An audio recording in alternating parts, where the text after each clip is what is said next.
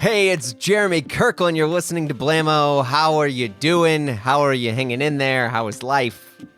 It's getting nice. It's getting a little hot outside.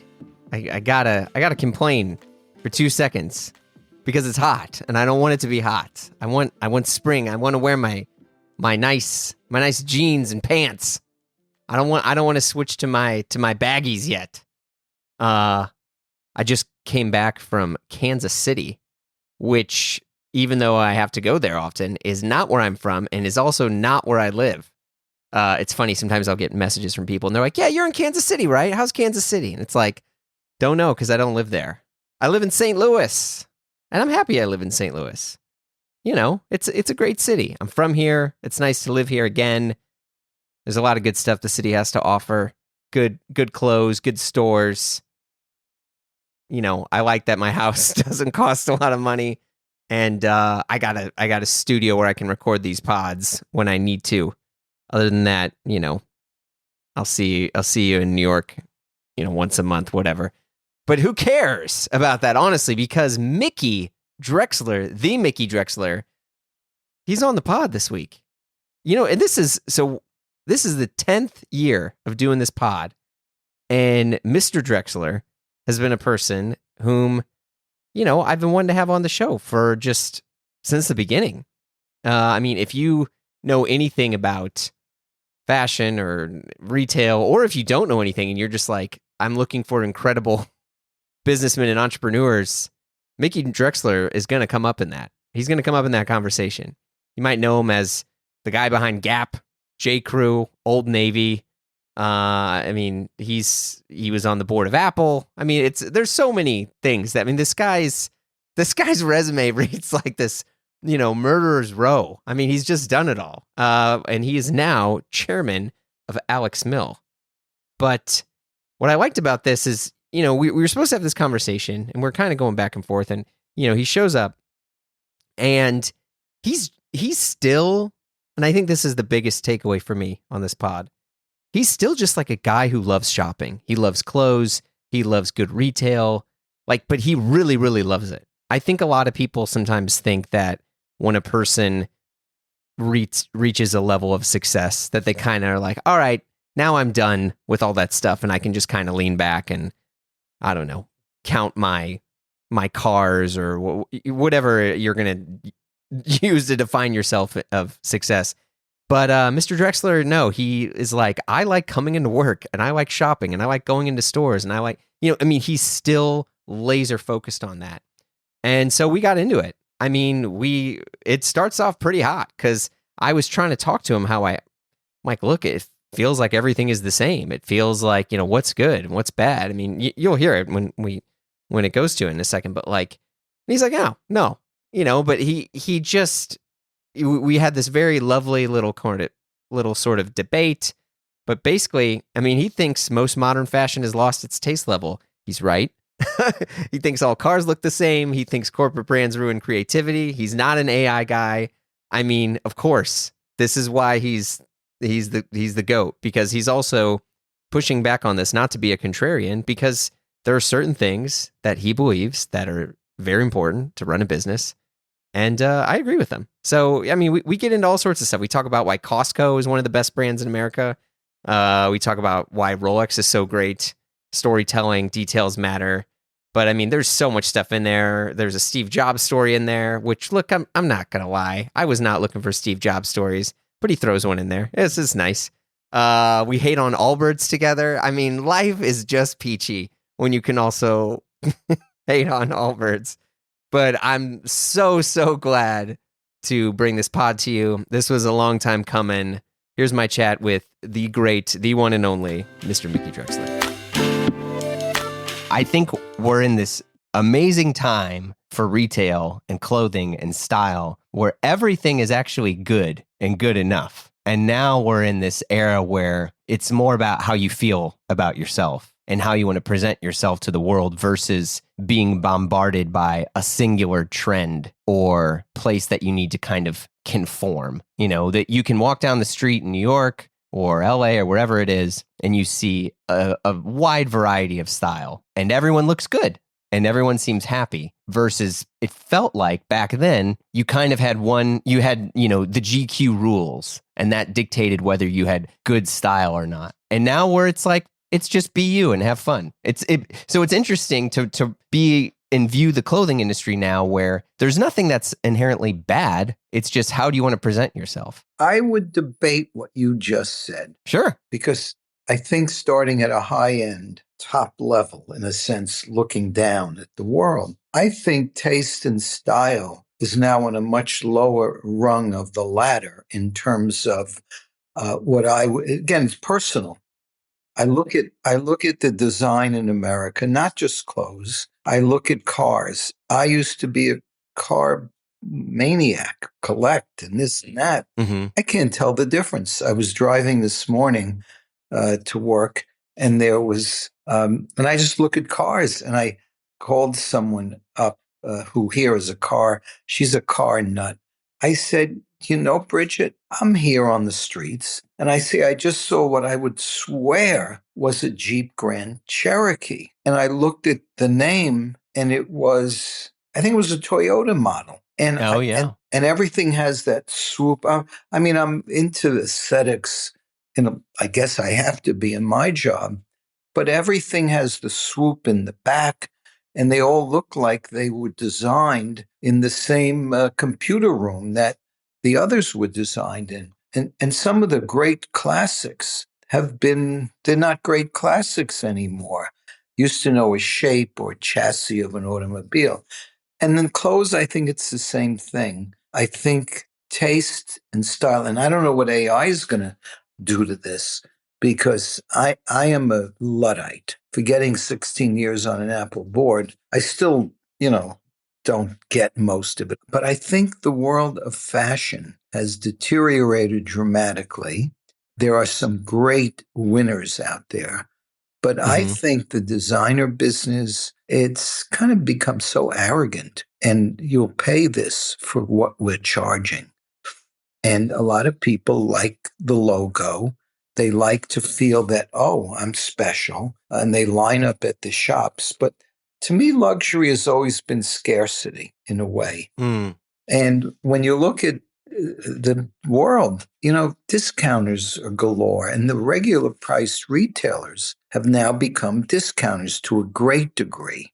Yeah. And so that's my takeaway. And AI, I'm not sure about it. I like to argue in my life. I like to debate. I like to take opposite opinions. Keeps me going. I like that. But I don't know how it will affect the apparel business. I have arguments with my friends about this. One says you can design, you can do. Another says they'll make movies. I said, where is the emotion? Where is the feeling? Where is the aesthetic? Will AI, in fact, predict the future? In my business, I always say, don't look in the rearview mirror. Skate to where the puck is going. Good old Gretzky. Yeah. But you have to see down the road, see around corners and all that. So at AI, I do get into fights, and I think I'm intimidated. I am intimidated by technology and all that. And I should know what AI will do for us, but other people know what it'll do for us. So I can't know everything, and I don't expect technology. But all in all, I don't know where the integrity of buildings are. And I'm not, I was born in the Bronx, so I live in a 6-story whatever. But, and I don't know how I got this way in feeling. But so I'm disappointed. I love nice things because when I grew up, I didn't have any.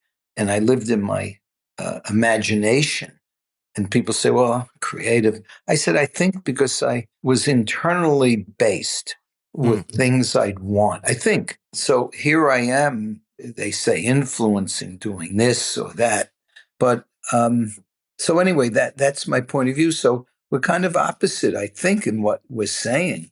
Well, I think we're more in line with than we realize, because I think the floor has been significantly lowered in what is acceptable, right? But two things. One, on I think AI is great to help me know where to put my commas. Other than that, it is absolutely devastating and couldn't be more annoying when it's applied in an artistic place. And I do lectures with students at WashU and Parsons, and I think the kids are all right. There is already a strong backlash that you're seeing on AI and even on social media for younger individuals.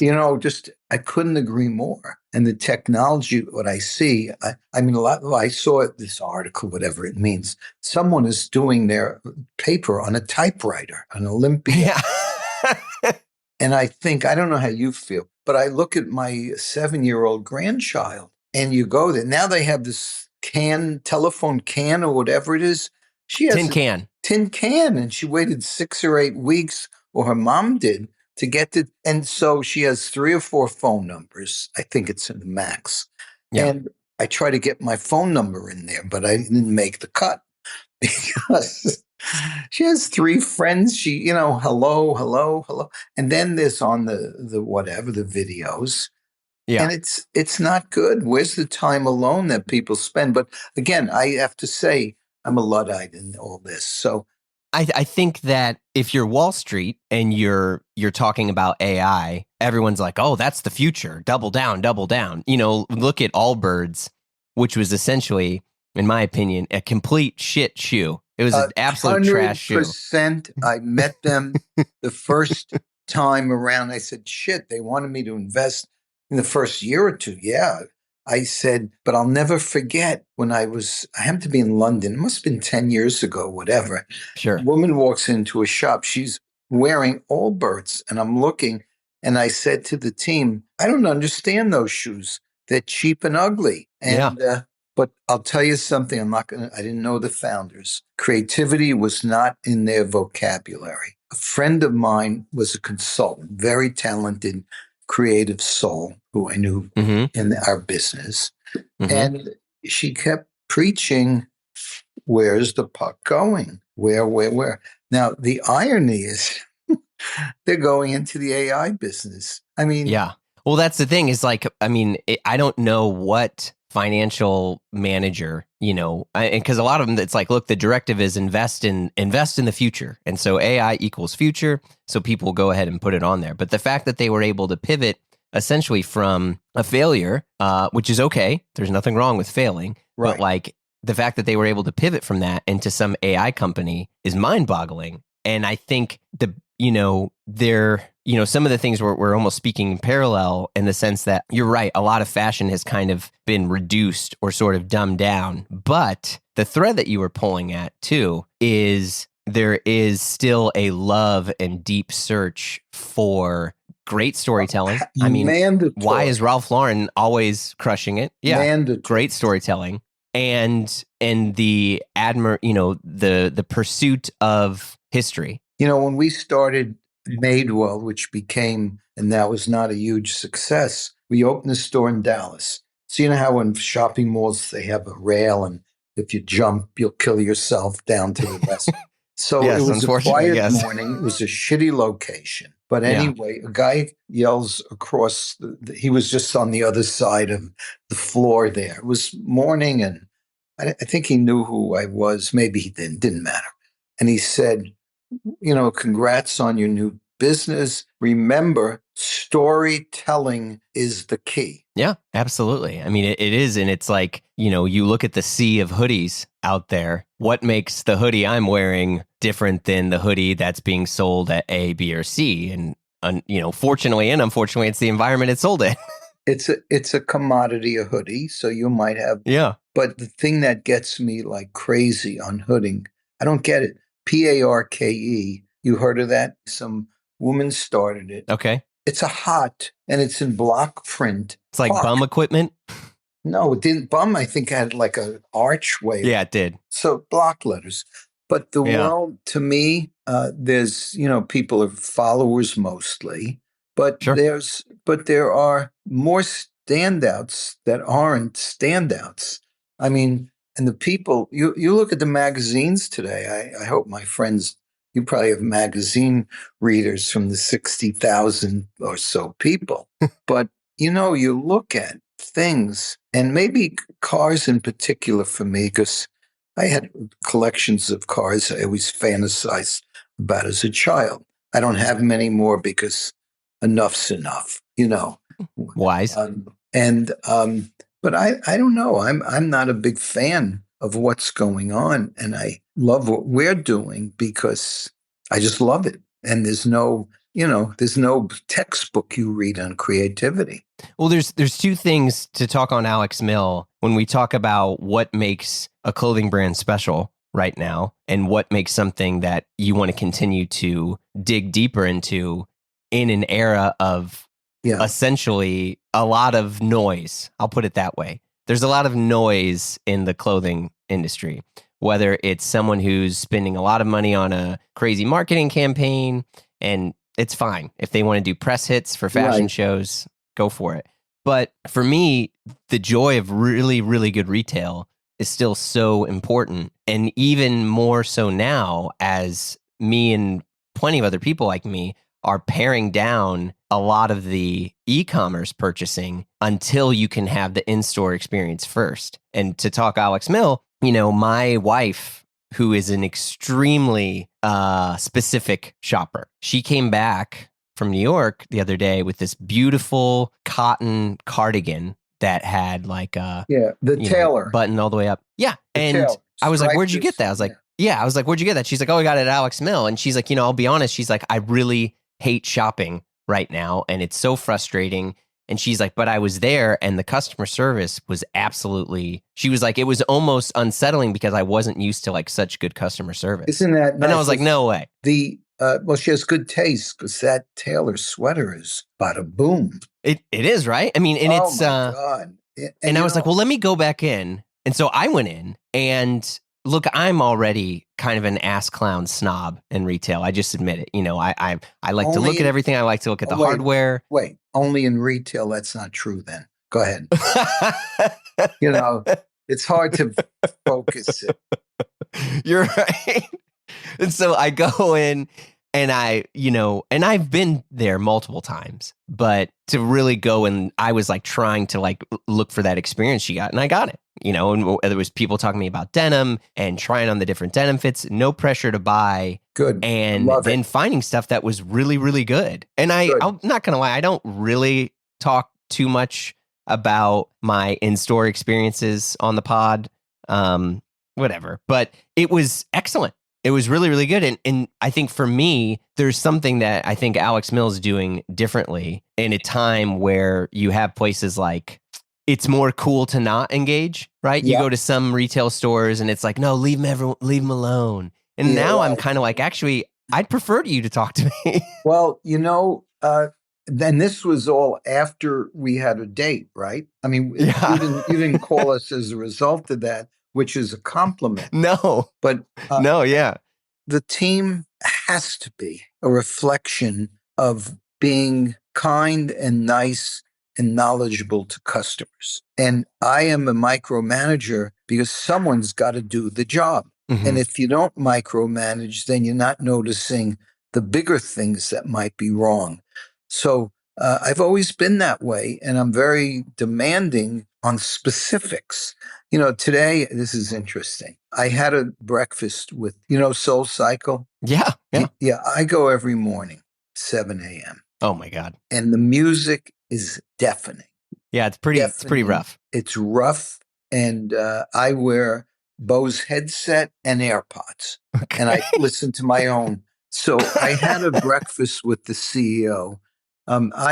I was very active with the founders from the beginning, and they gave me the title Godfather of Soul, but I don't get the respect of that title. So I called Evelyn and the chairman, and I said, the sound of the music is deafening. And I brought in a measurement. I forgot what sound is called, decibels. VU or a decibel meter? Yeah, but I had something on the iPhone that measured it. Okay. And I've been preaching to the teachers and the staff about the noise level. And it does create 85 decibels and above create hearing loss. Yeah. Now the guy who I had a first fight with last Monday, I said, you've got to lower your music. We got into a little fight. He said, I'm in the recommended levels of 105 to 115.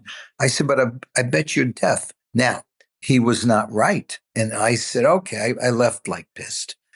And so I was told today the recommended levels are 95 to 105, which is not low, but at least it's not painful. Yeah. So I said to her, I don't know if it'll change. I said, when I ran all those shops, we had a low and a high of, now in shopping, it's different than in biking to bad music. But anyway, so it's micromanaging.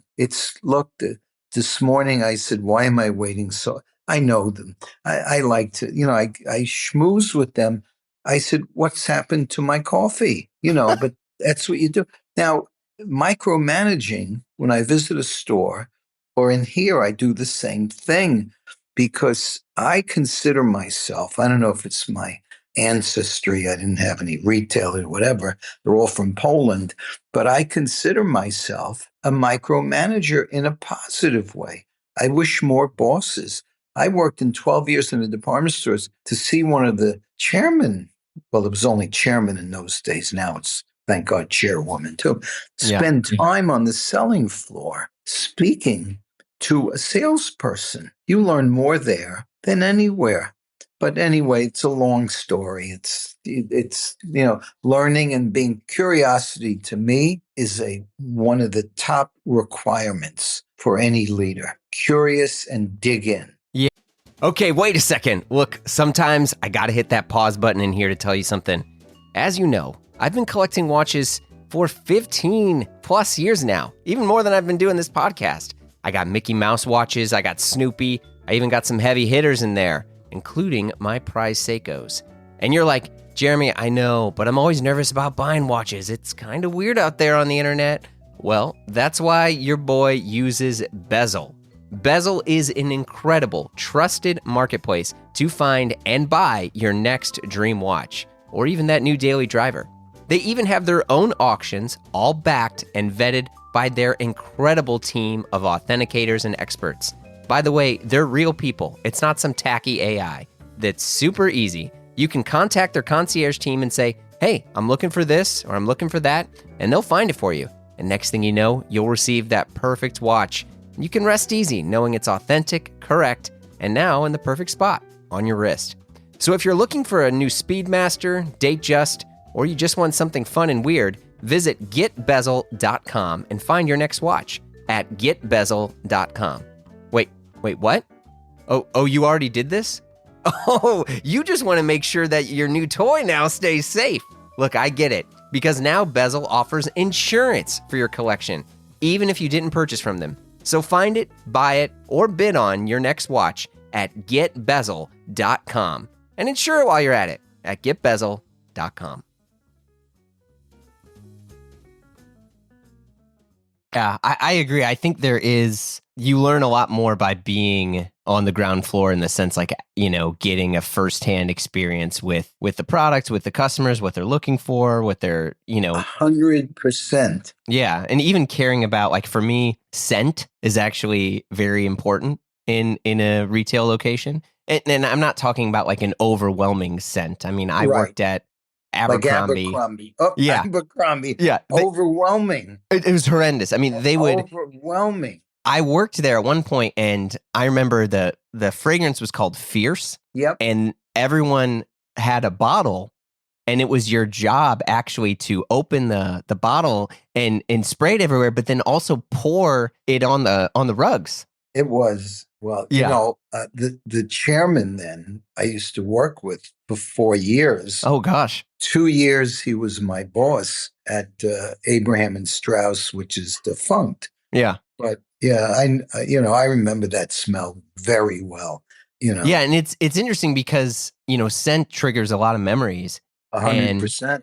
And, I'll go to some stores now, and you have just how the environment, whether it's the music and the scent, and then even the hardware that the clothing is displayed on, you feel it does help frame the objects in a better state of luxury. Well, presentation, it's like a plate. If you get, if everything's slopped on a plate in a restaurant, Yeah. presentation is one of the critical issues. But it's all a detail. That's why I say I am a professional customer, and I've had practice my whole life. You don't have to learn that. You see it, you feel it with service, with the food, or with the clothes. I Yeah. walked into a shop yesterday and very successful. I had to replace my jogging pants, which they could probably stand up and walk themselves. They were so old. And so I went and the service was just okay. The guy was very nice, and Yep. that's all. My standard is just okay. But we're all responsible, and the fish stinks from the head down. I learned Yeah. that from the hotel manager in San Francisco when I was commuting there from New York for my first 6 or 8 months. And I invited him in because he ran a great hotel.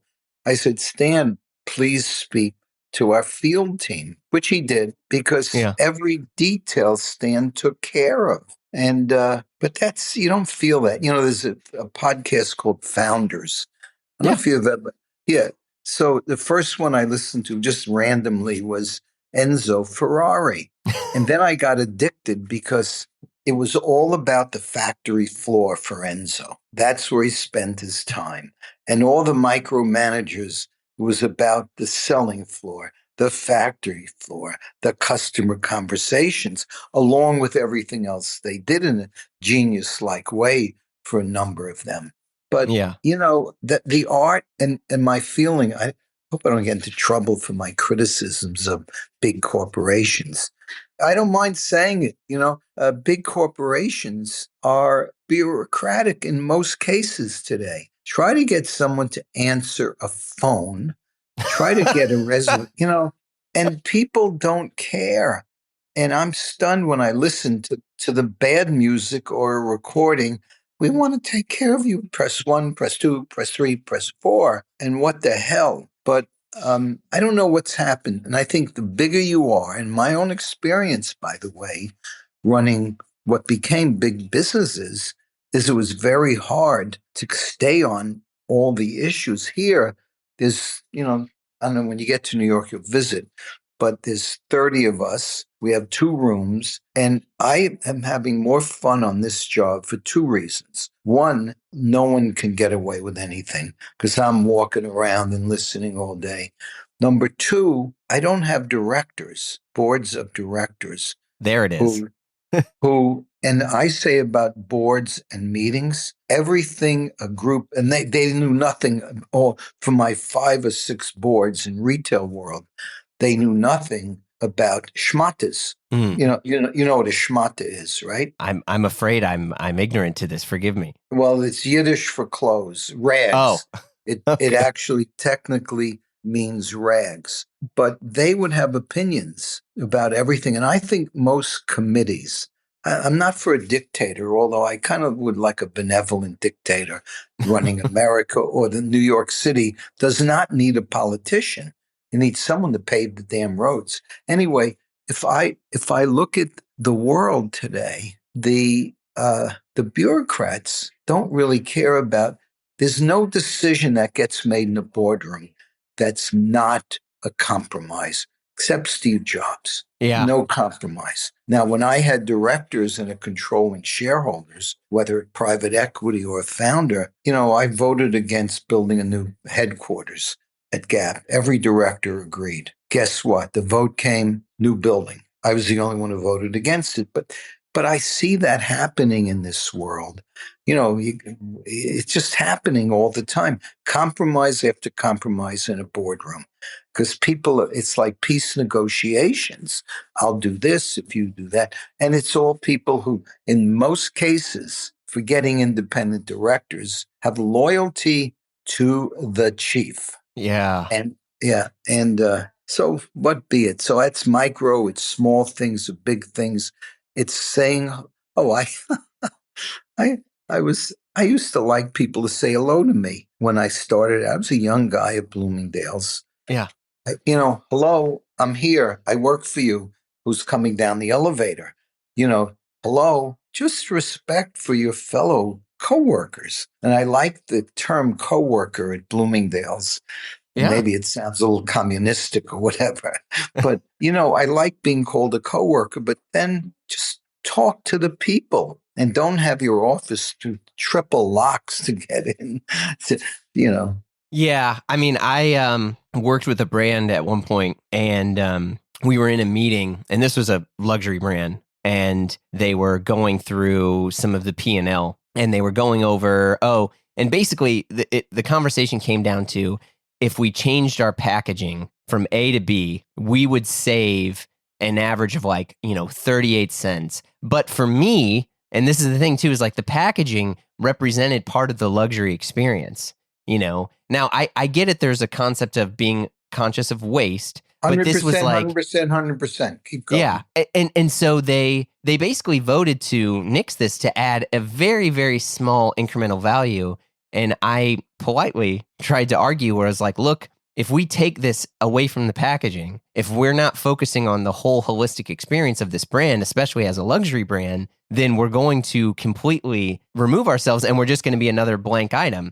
And I'll be honest, I see that brand now, and I also see that brand fall more and more down into the terms of prestige of luxury. And it's like, I don't say it was just because of the packaging, but it was because of the constant compromises that were made. Yeah, the packaging is just a signal, a hint of Yeah. everything else. You know how I judge that same issue?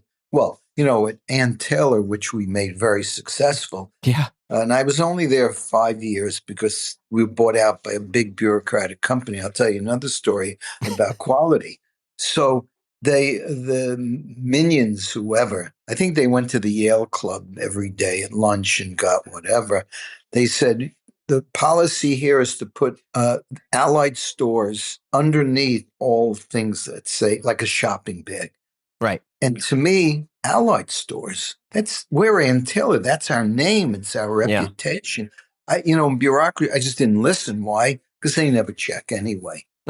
But, talking about taking something out of a product. So Brooks Brothers was owned by the same company that owned Ann Taylor, among some department stores. They're not around anymore.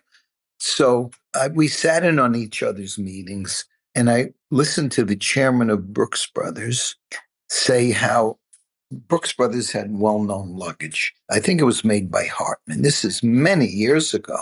Mm-hmm. And he was saying how, to maintain price, he was removing certain zippered compartments or whatever. And to me, it dictated where Brooks Brothers went and is, because that little notion, and the fish does stink from the head down. When I check into a hotel, or you name it, a restaurant, most important first marketing person, the car park guy, the valet, or the doorman. You walk into hotels. Marriott takes over the St. Regis. You walk into a hotel, it's Marriott after a year or two. Culture does not last in creative, high-quality companies, except there are exceptions. LVMH, fantastic. And there are other high-quality companies who add and enhance quality. But you get a great famous name, and if you do taking the money out of a product, that's the beginning of the end. And you know that when you walk into the hotels today, like, nothing against Marriott. A lot of people go there, and nothing against who else do they? Some other company I'm thinking that buys brands. You walk in and it says, Hilton too. It says on the desk, it says a product or something of Marriott. Now, you walk into a nice hotel, I think they own St. Regis here, but you feel the culture in acquisition. And when creative companies in my world get taken over, it changes. It becomes purely mercenary. And mercenary over the long term is good, but quarter to quarter, stock price to stock price, So I'm a little bit of an idealist because for my own career, I paid the price, but I'm very happy I did. At Gap, I got fired 1 day notice. My One day boss, notice? yeah, well, it was Steve Jobs actually told me I was being fired after 18 years. 1 day notice. And then I looked at the board and the chairman, Steve, called me 9 o'clock. They didn't tell him because we were friends. He called me and he said, "You're getting fired in the morning, call Don." They told him 9 o'clock at night. We had a board dinner and I knew the turnaround was in from a bad year. And I said, "No wonder no one looked at me." I felt it. And I showed them they don't know about goods. Most directors in the schmata world know nothing about goods. Like I knew nothing about technology, but I did other things that Steve appreciated. Yeah. But so I called on, come in at 8 o'clock in the morning. I get the one sentence or two sentence piece of paper, effective today, dot, dot, dot. I am stunned. And I said, I have to see the directors. Well, it was an inside board. Like most directors, there's no such thing as independent. Yeah. Most directors. So I said, why? I said, where's the integrity? I got ushered right out. And then after the press conference the next day, Don said to me, I made a mistake. Now, it's all over the papers. My family was this, "Oh, okay, you made a mistake." And he said to me, he was a great partner at times. And he said to me, "My family and I would like to back you in a new company that you might want to start." Well, I started Old Navy wholly on my own. It's now 11 billion of Gap's 15 or 16 billion. And Madewell I started, but that was after.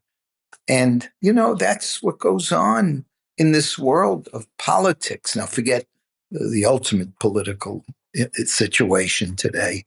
But, it's very interesting to see how big corporations and little ones too, but give me a good founder and a visionary who can keep up with it. And that's where, Walt Disney, people like Walt Disney and other founders, Steve Jobs, and although Tim's done a great job, but Steve was the guy, Walt Disney, who I never knew, of course. There's companies that are great with great standards. And, I went to see the other day, have you been to the Sphere in Las Vegas? Yeah, I have. It was awesome. I saw the Eagles. Who'd you see there? We didn't see any concert. We saw the Postcards from Earth, the Darren Aronofsky film. Okay. Yeah. And So amazing. yeah, it was insane. I also was Insane. stoned out of my mind on purpose to maximize the that. experience. See, I never liked the taste, whatever. So, and then we saw the Eagles. Yeah. And then the next morning we saw Wizard of Oz. Now, the Oh my 6 or God. 8 people. Eagles works well. With the screen moving towards you. Genius. And you got to give credit to. I think his name is Dunn. I'm forgetting his James, whoever the founder. Oh, James Dolan, Nick's James guy. Dolan, who I've met. Yeah. And he bet the company, I was told, on the Sphere. It is a 7 wonder of the world.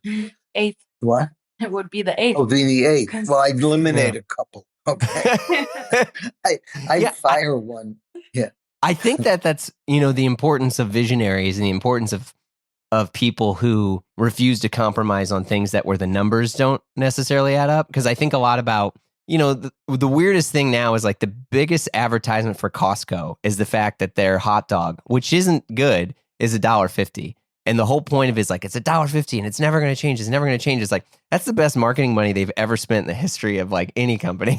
100%. And, Walmart years ago sold their Coca-Colas very cheaply in the front vending machine. Yeah. And, when I started Old Navy, it was all a notion, but the vision was treat every customer, discount value as you would treat anyone. And that was the premise of the business, and give them nice goods. Yeah. Give them nice goods at good value, and don't run sales every other day because it's bingo, the sales. But to me, the best discounter in the world is my friends at TJ Maxx, because every day the prices are real prices. Yeah. And she's a great merchant and so on and so forth. But the people that are into it, they're micro, they're this, they're looking at goods. Look, Costco I don't know much about it. Amazing company.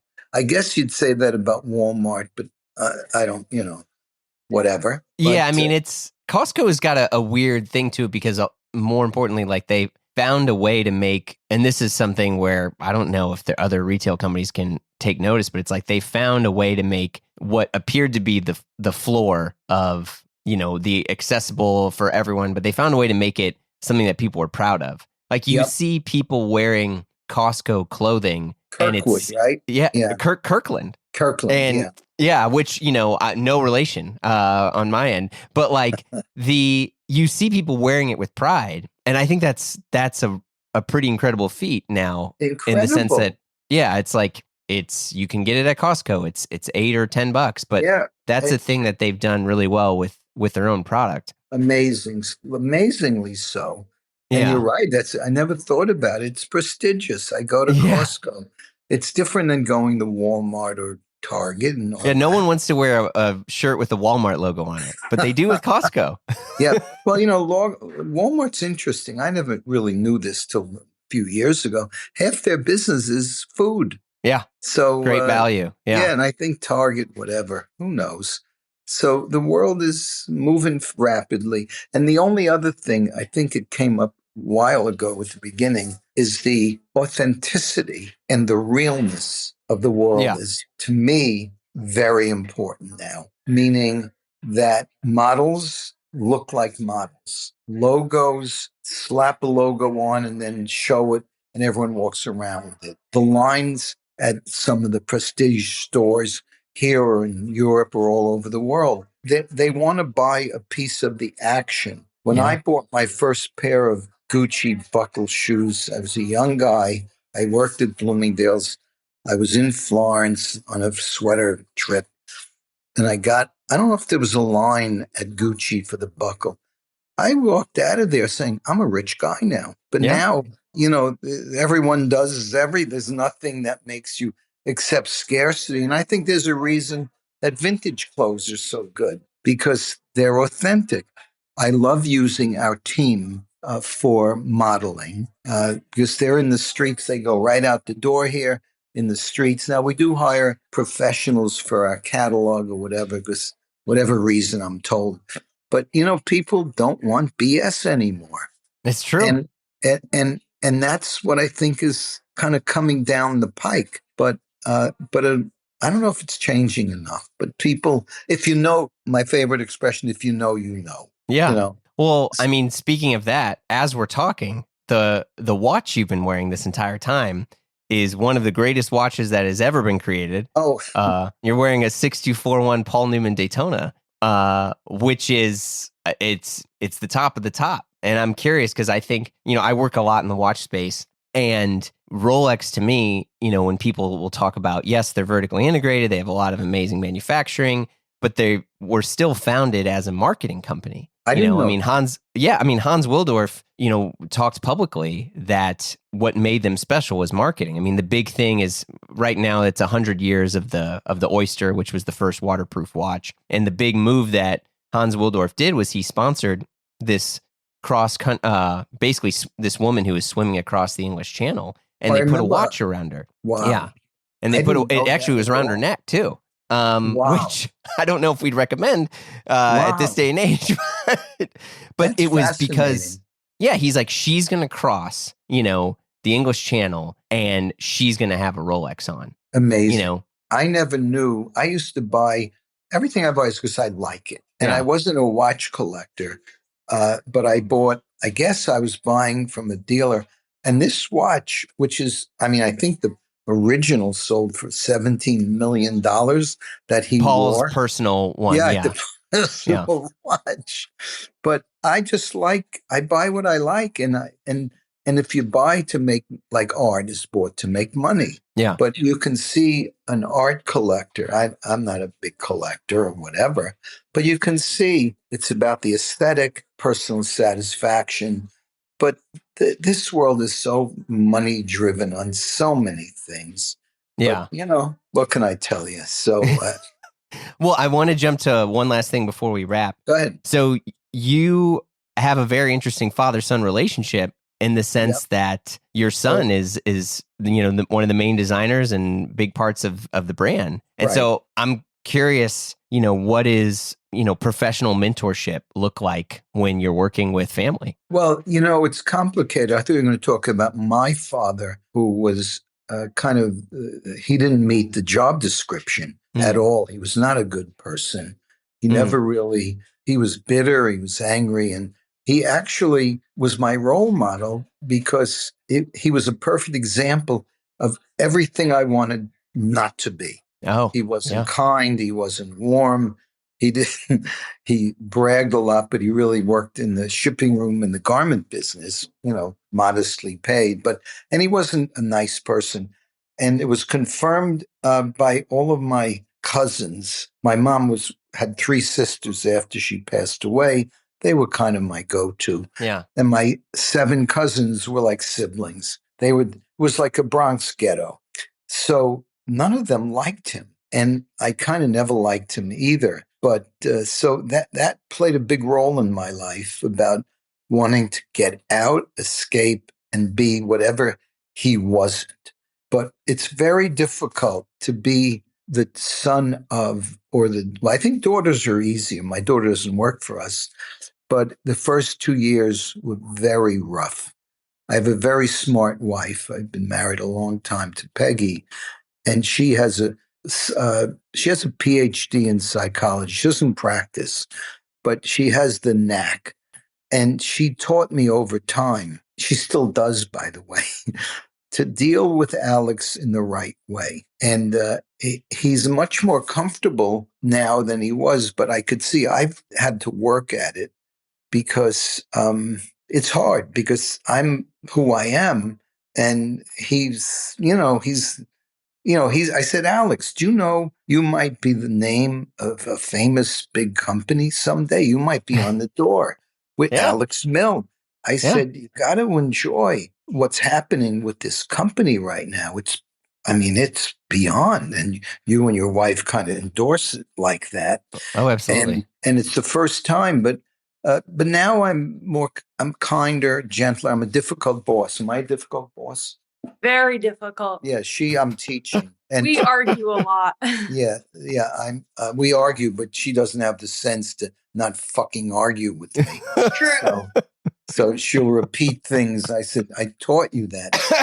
But a big compliment I get is I'm difficult, and people. But he's a good boss to push buttons. Well, Yeah. You I was never know going to what's say, gonna come out of it. to kind of nitpick that for a second, I think to have a person who operates with conviction and to explore what those convictions look like when they're implemented is different than to be blunt, like to be an asshole, which I don't think is what you're defending. I think you operate a specific way. And I mean, I've a handful of friends who have worked with you, and obviously many of them speak very kindly of you, but the things that they call out were things that you refused to budge on that you viewed were paramount to what made something special. I call it non-negotiable. Like you give an example of cheapening the wrapping. It's such a total misunderstanding that most people have that it will cheapen the brand. It will. If you do anything that's off brand, it takes its toll after a while. This is kind of a little pet peeve of mine. So the Range Rover is a very kind of fancy car. There are too many around, so I don't own any.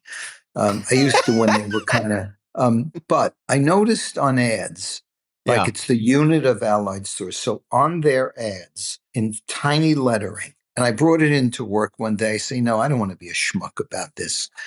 It says Range Rover, like divisions, Range Rover and Jaguar. Now, Jaguar 40 years ago was very prestigious. So they mix a very prestigious, expensive, I guess people love Range Rovers, with a crappy, cheap Ford type car. I think they bought it back from Ford.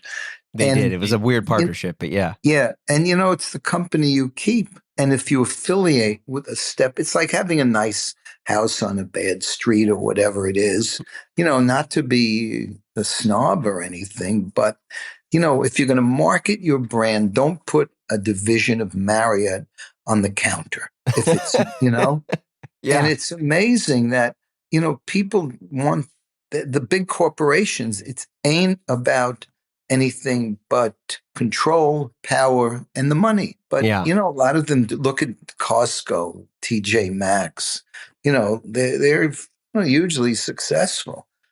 But anyway. Well, on the car front, what are the cars that you see now, or even car companies where you're like, oh, I think they're doing it right, or I'm a customer, or I want to be a customer? Well, that's very interesting. Doing it right has a lot to do with design. I'll tell you what cars I think are good looking.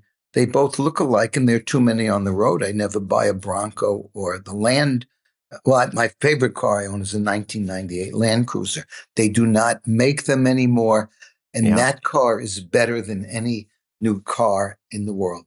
Oh, I have a car, a 1989 TE wagon. I loved classics, and I kept the 1989 one reason. We're saying a Volvo wagon is quite a Well, luxury. that's quiet luxury, but that's what I drove an 86 240 DL in brown. Yeah, there you go. There you go.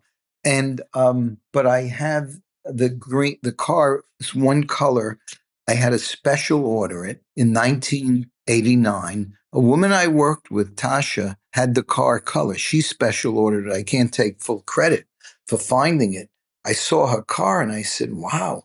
In those days, you had to put a 5,000 not refundable deposit to order a special color. Agate green. I think it's on the color card, but it's not the same. That color, and it's the same thing in this business. Color. And I scream my heart out. Color makes a huge difference. Yeah. My favorite car right now is a 2001 BMW Z8, all black. The Z8? Yes. Interesting. And I kept that forever because they didn't make a lot. No. And it's 8,000 miles. And the Mercedes 30, 40 years old has 35. I kind of baby them. But my Land Cruiser, the 1998, is a daily driver along with the Mercedes, which is a good brand, reliable. I hate. Well, this is a funny story. My friend at Yale, Jeff Sonnenfeld. I don't know if you know Jeff. He runs Yale Management. So I met him years and years ago. So I speak once in a while, Zoom, Yale, because whatever. And he has an annual meeting in June in New York. They all pay for it. I would never go to those, pay, whatever. I went to two. The first one I went to was probably 10, 12 years ago, maybe even more. I forget. So I sit in the front row with all the suits. And he shows a picture of a red Mustang convertible on this big screen. He says, Mickey, what do you think of that? I said, I always liked Mustangs. I had to say something, whatever. I said, it's a classic, but I'd never buy that car. He said, why? This is in front of the CEO of Ford. And I said, because the wheels are ugly. And all I see is ugly wheels driving by. So I said that. People thought, I said, it's kind of the detail. So they invite me to Jack Nasser, then was the CEO. So I get invited to a board, to the headquarters in Michigan, to tour the design room and this and that. So, and it happened twice. I was the second time also, same thing happened. So I get there, it was a day's visit, and I met Jack, who I see around. He's a nice guy. So I go to the design room. He doesn't go with me. I mean, that's a huge tell. Yeah. So I go down there, and he said, when I got up, what do you think? I said, well, I was trying to be nice. I said, point of view. You can't have 7 designers designing a Lincoln Continental. One does the seats, one does the grill, one does the hubcaps, maybe. And that's what cars are built like camels. They say a committee builds them. So anyway, that was that visit. So my next visit, I don't know why. I think I had a friend. I don't know if you know, what's my friend John He was on the board. John, he was Goldman Sachs, big shot. And he's a great athlete. I played tennis with him once, never again. Anyway, so he was on the board. So I get invited again. Same drill. Mark, I forgot his last name. He didn't last long. I went down to the design room. He didn't go with me either. So, so anyway, he didn't even ask me what I thought. So that was that. I had 2 visits, but cars today, I met the CEO of Ferrari I was on a TV news thing. Lovely guy. But when I see Ferraris, Lamborghinis, even the Porsches, I used to have a 1983 911, my first kind of thing. It was classic. And I see the colors of cars now, turquoise, aqua, whatever. It's strange. Yeah, the paint to sample thing is very interesting. Yeah. Yeah. So that's my experience with cars today. No, I think it's great. I mean, because the thread you're pulling at too is caring about design and caring about the entire experience bundled together. And I have to credit my friend Steve, not because I am, but he cared about design like crazy. He cared about marketing like crazy. And he ran, Johnny Ive was his partner, and Johnny's a hugely talented guy who I'm still friendly with. But, there's integrity in design, and less is more. All of us have too much assortment. Yeah. We do too. You go to a car, you look at a brochure. I have to make a decision between 10 different models, and then they doubled it because of the electric cars. Sure. And it's unbelievable. But, I sound like a kvetcher or maybe spoiled. I'm not spoiled, but I like what I like. And it's helped me in business point of view. Yeah, I was going to say, I think all those things are okay and important to have, because I do believe that we continue to be in this place now where, and maybe this is me to backtrack to the very beginning, where everything is, maybe it's like the fact of everything being air quote good is because in many ways, you're right, everything is kind of the same. And we've reduced ourselves to less personality and more of a conformity at the expense of to ensure shareholder value.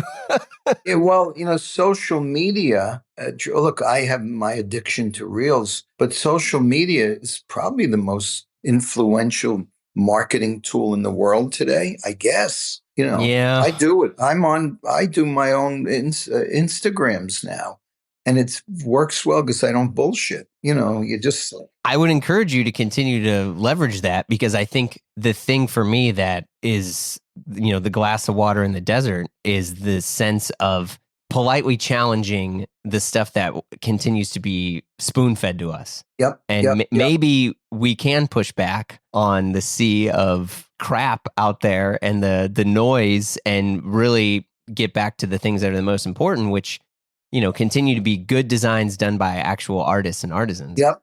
And the other thing, this is a pet peeve. I look at the advertising today, and if I watch normal TV, which I don't, but I do watch MS Now, whoever name that, and CNN. Every single thing, and it's true of streamers have ads.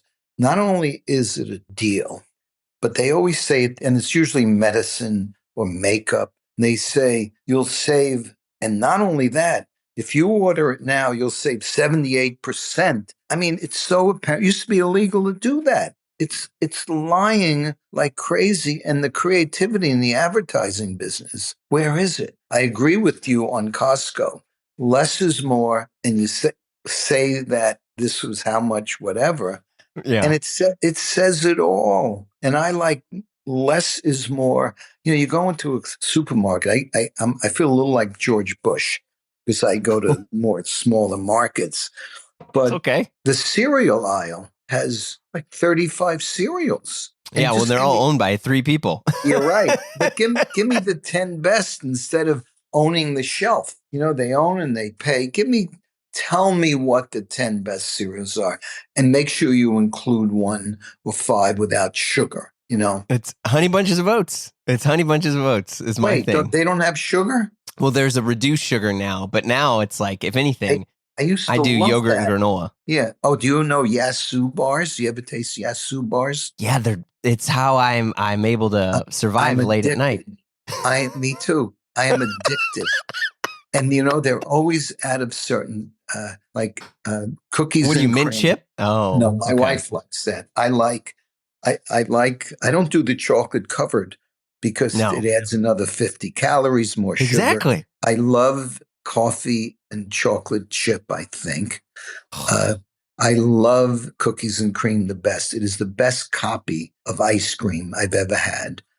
And they're always out of stock in the markets, and you can't find cookies and cream anywhere in Manhattan. I mean, almost. I look for it, but they're brilliant, and it's 100 calories. They're excellent. Not a lot of sugar, and they're well. But how many do you have? Because sometimes I'll have 4, and then I'm in trouble. A day.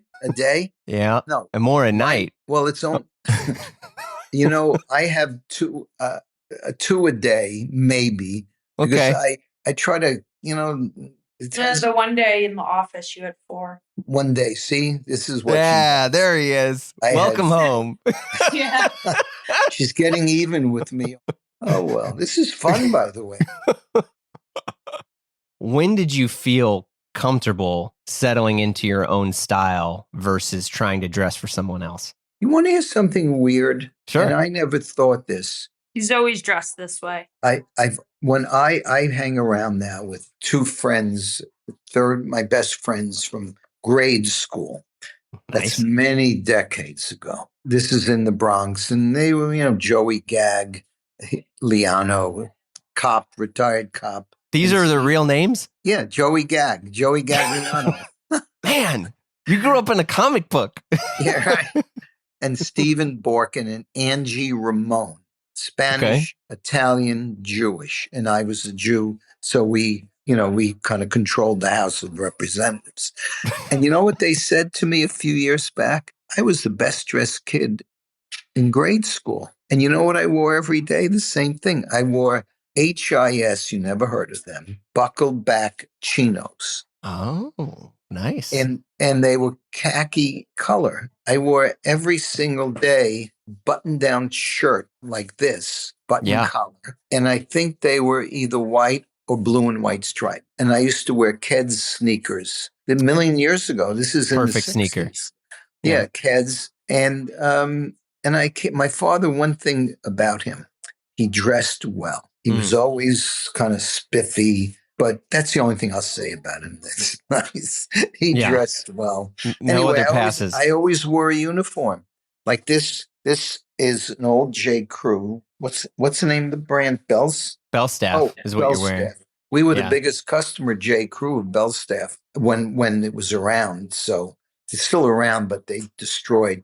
Great brand. I love old brands that are famous. Think about Bellstaff and Barber were amazing, and they frankly are not on the trajectory that they were on, to be diplomatic. And the other problem is when you get as big in all these corporations, you need to grow your stock price, and you hit a wall at some point. Yeah, you just hit the wall. So anyway, what was the last question you asked? Or no, I was just asking about because for me, I don't think I became comfortable in my own uniform, which is similar to yours, until maybe the past few years, solely because when I was younger, I didn't really know who I was, and I had to figure that out through clothing. So I used to wear Rick Owens, or I wore Dior, I wore all this stuff. Rick Owens.